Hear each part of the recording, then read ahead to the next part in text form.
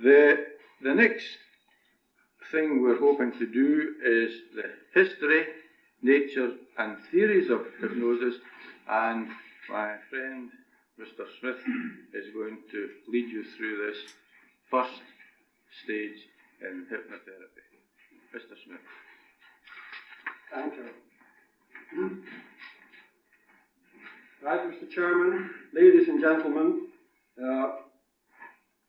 as you know, as Mr. Reed has just told you, that healing by suggestion and trance state is one of the oldest known forms of medical aid that humans carried out for themselves.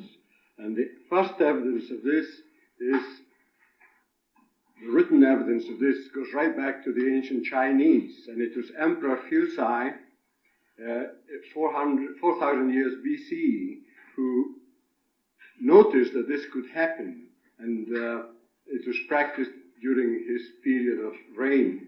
And Dionysius also had a form in the ancient Romans, had a form of worship which entailed healing people when they got into a trance state. And this form of medication apparently was very popular with the masses because it entailed, apart from going into the hypnotic state, into a bacchanalian orgy.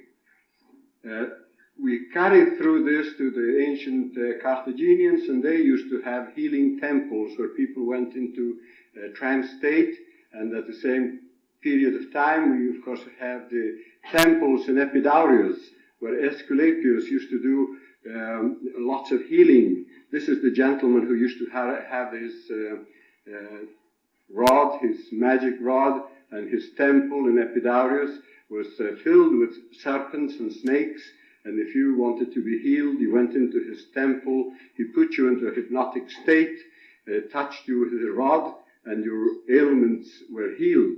And if one of the serpents touched you, you were almost miraculously healed for the next 20 years.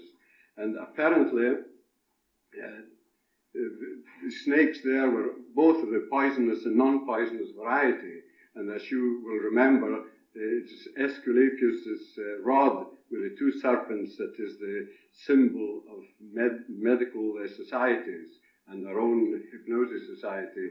We also go to the Roman temple of Diana in Rome, and here we had a healing well where people used to go into this well and immerse themselves, and whatever ailment they had, they got better. And as you can see, it covered every country, this form of healing. Even the ancient Druids were performing healing ceremonies, and very successfully, apparently, the people were made to go into a healing sleep state under an oak tree, and they immediately got better of 90% of their ailments. We go on next to the Egyptians. In the early dynastic period, there's evidence that if people went to the temple of Osiris and they went through a performance which is very, very similar to the first method and technique that you are going to be shown, the eye fixation, except that your eyes possibly will be fixed onto a fountain pen, but in this temple, the people who were ill were made to focus their attention to a little candle while the priest talked to him from behind him, very similar to the method and technique that is being used now by our society to induce a trance state. And if you want to read more about it, it's in the Demotic Papyrus in the British Museum, and it's item 10,070, and you can read this technique. It's a fascinating bit of history. We go then to the Mohammedans, and the Mohammedans, the whirling dervishes, they used to go into healing states by performing all sorts of dances, and they used to go into a very high beta state of mind until they collapsed catatonically and they were cured of their ailments. Apparently, King Edward the Confessor, when he went in one of the Crusades, he came in contact with this form of healing, and he was very interested. And he decided, when he returned to England, to carry out procedure similar to what he had witnessed in the Middle East. And he found that he had the ability to heal. And apparently, he used to go around the villages, and wherever he was, the people knew that he had this tremendous power to heal by suggestion, and all he had to do was touch them. And he was highly successful with a disease called scrofula, which is, of course, bovine tuberculosis. And people used to go and get him to touch them, and apparently all he had to do was, he never even got off his horse. When he went through a village, all he did was touch them with his foot, and they got better, and very successfully. Naturally, the King of France was very jealous about this, and he decided that he would practice this type of healing by suggestion and touching people, and he was also very successful because he's utilizing this tremendous power of the mind. This type of healing went right on, and in the British, with the British kings anyway, until William of Orange, and when he was asked to heal his first patient, he said, "I'm having none of this nonsense," and he refused to heal anybody, and from that day on, the British kings have been unable to heal by touching people. It's quite interesting to note that this type of healing has also entered every type of religious service and ceremony. Here we have the Church of the Holy Ghost in North Carolina, where people go into hypnotic states by touching snakes, and some of these snakes are poisonous, and as a matter of fact, I think they specifically only use poisonous snakes. This is a viper, as you can see by the markings on the back, and they handle them, and they get stung frequently, and apparently nobody dies.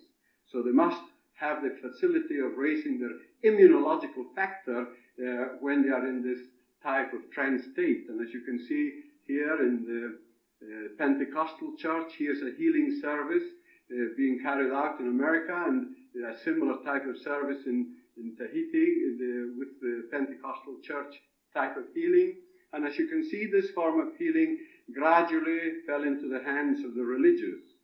And here we have a religious service of a valley girl putting people into a hypnotic state so that she can eventually heal them. And here again we see the yogi. He's in a very deep meditation, and as you can see, he's possibly in dreadful pain, but he doesn't seem to show it because he's altered his state of consciousness, and he's producing this tremendous perhaps healing effect on himself, not physically, but definitely spiritually. So you can see that all these things are connected, and here we have the Samburu in Kenya going into a lovely hypnotic state. Again, this is for a healing purpose. Naturally, as I was saying, that this type of healing fell into the hands of the religious. It also fell into the hands, of course, of the devil worshippers. And here we have voodoo in Haiti, a priestess going into a healing trance before she commences to heal the people who are attending the church service. And we go on to the black magic, or perhaps we'll call it red magic. And here again, this lady is going to another form of voodoo worship to perform evil. And unfortunately, it also, this form of suggestive therapy fell into the hands of Beelzebub and all his followers. So this gave this form of healing a kind of a mystic, frightening type of aura. So it was either the religious doing good or the evil doing bad with this form of healing.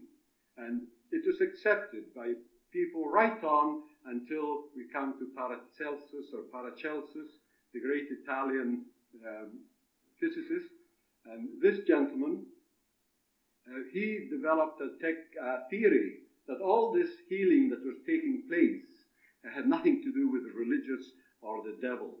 He maintained that this type of healing was being created by the influence of the stars and the planets on humans, depending on the day we were born and whatever. And he really started a form of astrology, which he called astral magnetism, or magnetic gravitation. And this type of healing, this explanation for the type of healing that we know as hypnosis, was established by Paracelsus, and very successfully. And everybody believed in his theory for about 200 years. And it was well accepted, and even nowadays we seem to accept this, because often we look up the daily paper to see what the stars have for us and what we're going to go through that particular day. So this is the gentleman that we have to thank for whatever the stars have for us in our destiny. Now, for 200 years, that was the accepted explanation for this form of healing. And then, of course, we come across lots of people in between who practice this gravitational magnetism very successfully, amongst many others. Dr. Mead from England, and he used to heal people very successfully by touching them with magnets. And this type of healing spread throughout Europe. And this gentleman, Frank Mesmer, as you all know, the Viennese doctor, he went through university, and it took him 16 years to collect all his degrees, and he had degrees in almost every subject you can think of. He was a highly intelligent gentleman. He practiced this form of gravitational magnetism. But he came under the influence, as he had a theological degree as well as being a lawyer and a medical doctor, he evolved a theory of his own. He had watched Dr. Gassner. Dr. Gassner was a Jesuit medical practitioner who did laying of hands.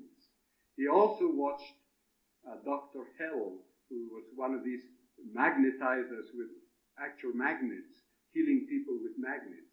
And he, with his medical knowledge, felt that there was another influence within the human body, and he called this the magnetic fluid. He maintained that this magnetic fluid was invisible. And as long as this magnetic fluid was flowing through our bodies in a very even type of method, we were well. And the moment the magnetic field slightly went awry or out of sorts, he felt that this was the causation of illness. And all you had to do was to bring back that magnetic field into its proper place, and the illness would disappear. Now, he was not so naive that he thought that this would cure organic illness, but he felt that this was absolutely the perfect answer to psychosomatic medicine. And he practiced this form of healing, and of course, he knew enough about magnetism to know that if you immerse people in water, whatever galvanic electricity is about will be magnified and enhanced. So he designed baths. He designed an iron bath, and he immersed people, first of all, in this iron bath. And remember, he was living around the 1760s. He dressed himself in a purple gown with a magician's hat, and he burnt incense, and he had sweet music in the background. And then when people presented themselves with their illnesses, he immersed them in this bath, and he filled the water with iron filings, and he rubbed their particular limb or whatever that was ailing, and they seemed to get better. Very shortly, he found that the one bath was insufficient. So he put iron rods in the iron bath, and then people, all they had to do was to rub their ailing part of their body on the rod, and he walked around the room and touched them a little bit here and a little bit there with a stick, and they all got better. And he tried to get the Austrian Medical Association to accept this form of medical help, but unfortunately, Mesmer was an arrogant personality, and he was very annoyed that people even discussed his idea adversely, and he fell out with everybody worth falling out in Austria. And anyway, he was making a tremendous lot of money, and whenever you were successful in any form of medical help, you invariably went to Paris because this was the center at that period for the whole of Europe for any form of new technique in helping humans. So he went to Paris, and in Paris he found that this type of healing immediately got insufficient, so he made bigger baths, so he could cure more people. His arrogance was still with him. He was antagonizing, as he went along, almost everybody in Paris, everybody that counted in the French Medical Association. He eventually found that these baths were insufficient. So he went round magnetizing the trees in his garden. And at the height of his fame, it is reputed that he was healing 3,000 people a day. And remember, there was no health service. They were all cash on the hand customers. And naturally, he was making so much money that all the other doctors in France started getting a little bit peeved and annoyed. And in spite of the fact that he had very famous people behind him, this is Lady Madame Pompadour, and she backed him to the hilt and gave him money to continue with his excellent work, he became a little bit more arrogant, and he really wanted to be accepted by the French medical school, or at least by the neurological schools of France, and they rejected him. And believe it or not, the Queen, Marie Antoinette, offered him help. She even offered him 1,000 golden louis a month, and I think it was 100,000 golden louis to start a medical school of his own. But he thought this was not sufficient, and he wrote a very, very nasty letter to the Queen. And that would have been bad enough, but he didn't stay there. After he wrote a letter, he got it published, so that everybody could read the nasty letter that he'd written to the Queen. So naturally, King Louis XVI was a little bit distressed, and he gave way to the pressures that he had been receiving from the other doctors, a little bit jealous and also a little bit annoyed at this foreign intruder, and they investigated him. In 1786, there was a tremendous investigation carried out on the techniques that Mesmer was utilizing.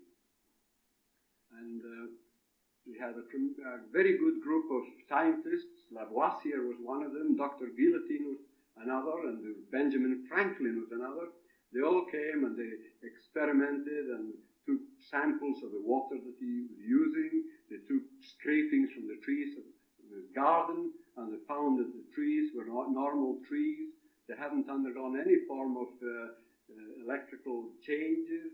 The water was normal river water. So he was drummed out from Paris, and he had to retire back to Austria in disgrace. And this form of healing took us a very severe knock.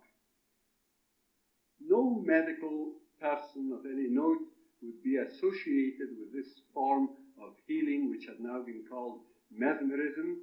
And after Mesmer, and as you can see him here, this is him before he left Paris, a little bit sad, a little bit fatter because he was more opulent, and he retired back to Vienna, where he died at the age of 87 or 82, I'm not quite sure.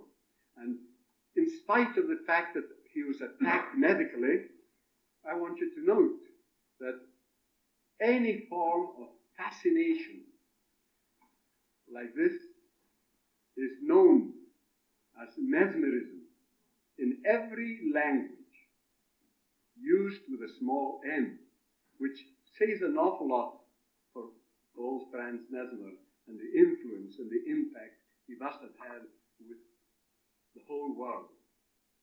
The next thing, 200 years later, we get hold of this paper. Dr. Aisdale, a Scottish doctor practicing in India with the East India Company, he established a mesmeric hospital just outside Calcutta, and in this paper, which he submitted to the British Medical Association in 1851, reports the surgical procedures carried out on 300 major operations and over 2,000 minor operations using mesmerism as the only anesthetic. But what happened? The British Medical Association would have nothing to do with him, because they still remember what had gone before in France. So this paper was rejected. The next person that comes into the scene is Professor Elliotson. Professor Elliotson was the professor of medicine in London University. Very clever man, Scotsman. This gentleman introduced the stethoscope into the medical world.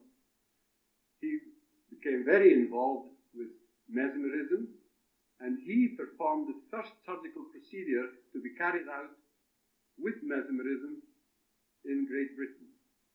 But unfortunately, here again, the authorities were very antagonistic to this form of healing, and this chap lost his job and he was sent home in a certain amount of disgrace.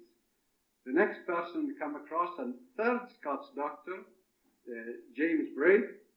He was practicing in Manchester, a general practitioner, and he became very interested in animal magnetism and mesmerism, and he, one particular day, was watching this form of mesmerism being carried out on the stage by a French hypnotizer, or magnetizer. And this magnetizer, Lafontaine, was carrying out all sorts of experiments on the stage, not unlike the things that Scrodini and others do in Glasgow. And he was sure that this was a hoax, it was a put-up job. And apparently he attended every performance. And on the very last performance, he couldn't resist it. He threw orange peel and nuts at the person who was hypnotized, and the person completely ignored him because he was in a different state of consciousness. And this made him terribly amazed, and he asked Lafontaine if he would teach him how to magnetize people. And he learned how to magnetize, and very shortly after that, James Braid found that this technique of Lafontaine's was really a physiological happening. And he felt that it was akin to sleep, because naturally you saw me there sitting, hypnotized, and appear to be asleep. But you're not asleep, you're wide awake. But nevertheless, being a Latin scholar and a Greek scholar, he felt that this should have its own name, and he called it hypnosis. And this James Braid, Dr. Braid, was the gentleman who coined this word from the Greek demigod. Here we have him, this Greek demigod, Hypnos. This is a beautiful sculpture by McGilvray, and if anybody wants to buy it, it's on sale in Glasgow just now for 4,500, just by the way. And here we have this lovely Grecian urn, and we see this demigod on the right, which is Thanatos, the demigod of death, and on the left we have Hypnos, the demigod of sleep, and they're struggling as to who is going to take this wounded soldier. Nevertheless, very shortly afterwards, Braid realized that this hypnosis had nothing to do with sleep, and he tried to change the name unsuccessfully, and this is the name that stuck. We still call it hypnosis. Now, Braid was having a great deal of interest shown regarding his work, and particularly this Dr. Leopold had written to him regularly, trying to find out how his experimentations were progressing, and he got very interested, and he in Nancy, in the town of Nancy in France, started practicing this hypnosis. And the French medical authorities became very suspicious of this chap Leopold, who was selling hypnosis and hypnotic treatment for nothing.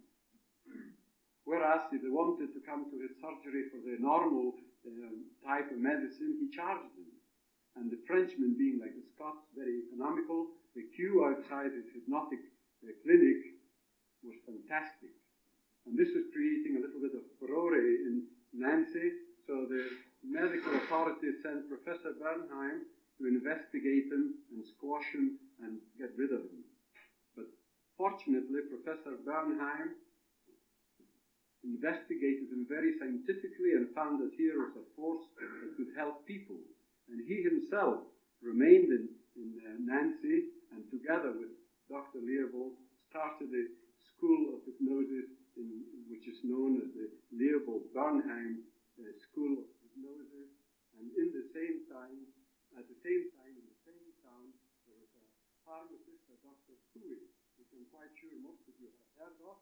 This gentleman was the one who used to say and teach his patients to say, every day, in every way, I'm getting better and better. And he found that by getting people to repeat this regularly, they got better. And there's a small story, I think I've got time to tell you, that apparently a Glaswegian went to see Dr. Cooey, and he went on a cheap holiday trip, and he had very bandy legs, and he asked Dr. Cooey, "You think you can do anything for my bandy legs?" And Dr. Cooey said, "Well, I've never treated anybody with bandy legs, but how long are you here for?" And he said, "I'm here on a fortnight holiday." So he said, "I'll tell you what you do. Every morning, say to yourself, my legs are getting straighter and straighter. Say 6 times in the morning, 6 times at lunchtime, and 6 times in the evening before you retire and go to bed." And this Glaswegian apparently thought, now if I say 20 times, 3 times a day, it'll be quicker, and I'll have more money to drink. So he did this. And apparently he went back to see Dr. Cooey at the end of the week and asked him if he could cure his knock-knees. Now, I can't vouch for the veracity of this story, but nevertheless it's there. Here we see Dr. Cooey with his sick folk, curing them. And of course he is the father of autosuggestion, and this, as you know, is still being carried out throughout this form of healing. The next person we come across lived in this lovely hospital of Salpêtrière in France, and it's none other than the very famous Charcot. Now he experimented with hypnosis as well, and he formed a school of thought that hypnosis was a form of hysteria.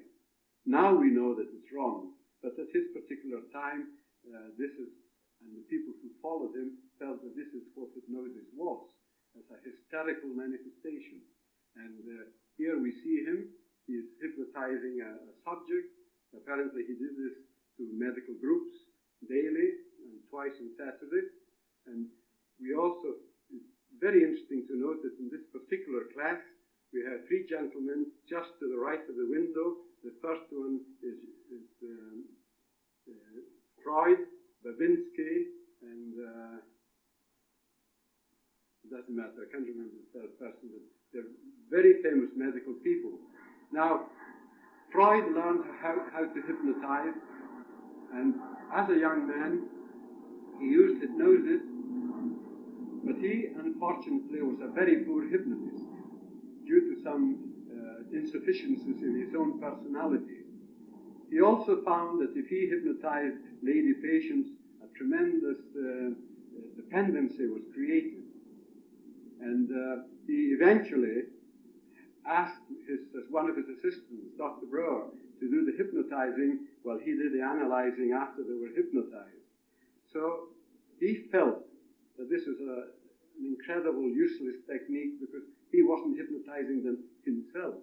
And as an old man, he actually stated that hypnosis created an esoteric, libidinal relationship between the patient and the therapist with a tremendous sexual overhang. Unfortunately, this is untrue. Now, so Freud condemned hypnosis, and being such a man of such a tremendous prestigiousness, hypnosis was put to one side by the psychiatrists and the psychologists and most of the medical world. But this gentleman, using a form of hypnosis that he didn't realize he had the power to use, created a tremendous interest just after the war. the mad monk himself. And Rasputin, as you will recall, was helping the little Alexander, I think it was. Little Alexander had hemophilia, and Rasputin used to say to him, "Stop bleeding," and the little child stopped bleeding. And when Rasputin started falling into disgrace, and he was sent away from the palace, and little Alexander had one of his hemorrhagic incidents, he wasn't allowed to go and see the prince. He wrote a letter to him. He said, "Now when you read this letter, you will stop bleeding." And he stopped bleeding. And this created a tremendous lot of interest amongst the medical people. And they wanted to investigate, how can a man writing a suggestion help somebody else? And of course, we know that in America, this is thoroughly investigated by Professor Vaughan, the Hilgers, Barber, Evans, and Erickson.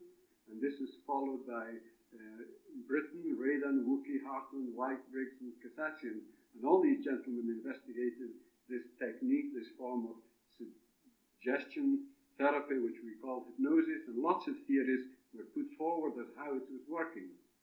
And in Great Britain, the British Medical Association decided to investigate this form of healing, and they appointed Professor T. Ferguson Roger, the late professor of psychiatry at Glasgow University, to investigate this. In 1951, he commenced this investigation, and he published this report, The Medical Use of Hypnosis, and this made hypnosis clean.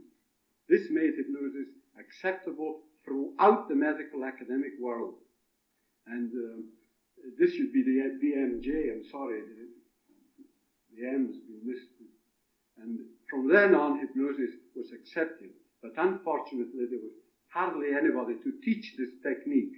And the British Medical Society, which we are now, the British Society of Medical and Dental Hypnosis, was born and run about 1954. And of course, this gave it a tremendous support, and it evolved. And now we have quite a big society. Theodore Barber and Shaves, they maintain that whatever you do with hypnosis, you can also do with imagination and human potentialities. And they put a theory forward that hypnosis is of no great value. But I think this theory can be put aside because they're only fighting the hypnotist with semantics. The theory that is mostly accepted now is evolved from Pierre Janet, the theory that the mind is like a house full of rooms, and you're able to go into any room at will, and whatever room you go into, this is the consciousness, the awareness that you have at that moment. In other words, that you can only have one thing in your consciousness at one particular time, though your body is doing all sorts of other functions automatically. And this theory was developed by these gentlemen, Professor Hilgard. They're both professors. He is the professor of psychology. She's the professor of psychiatry, which is a tremendous combination. And they've done a tremendous lot of work for hypnosis in Stanford University in America. And their theory is that this neo-dissociation theory of multiple cognitive control systems. And you'll hear more about this. I'm not going to go deeply into this. And we go on to, of course, Ian Oswald. He has investigated this thoroughly. Ian Oswald from Edinburgh. He's a world authority on sleep and altered states of consciousness. And he maintains there are three types of hypnosis.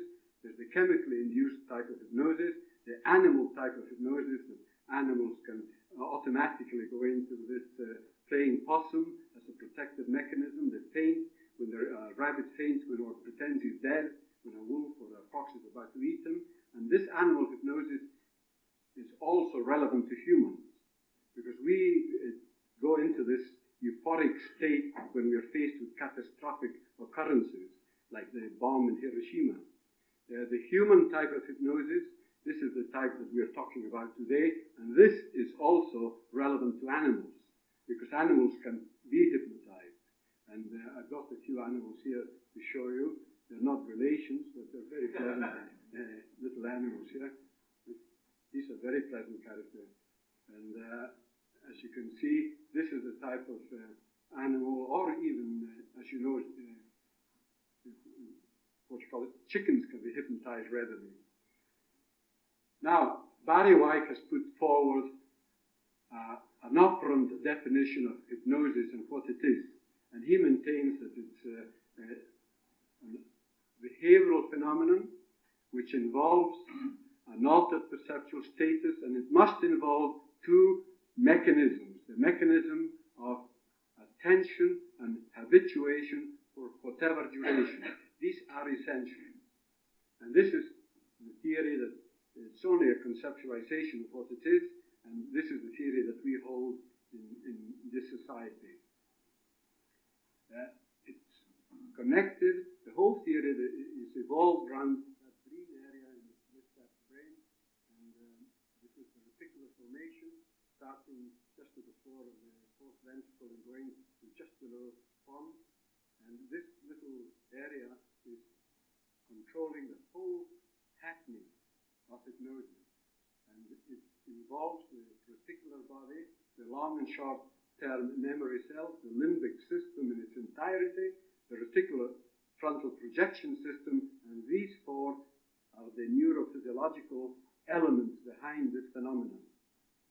And who can be hypnotized? Everybody, as Mr. Reed was telling you. The mentally handicapped can be hypnotized because it's only everybody who has a brain. The mentally handicapped, the very young, the very old, you can't hypnotize them because their brains are either haven't formed or are beginning to break up. You also find that people who have a grasshopper mind, which are about 5% of the whole population, can be hypnotized because they can't create this canalization of attention, which you have been very kind in giving me. Thank you very much.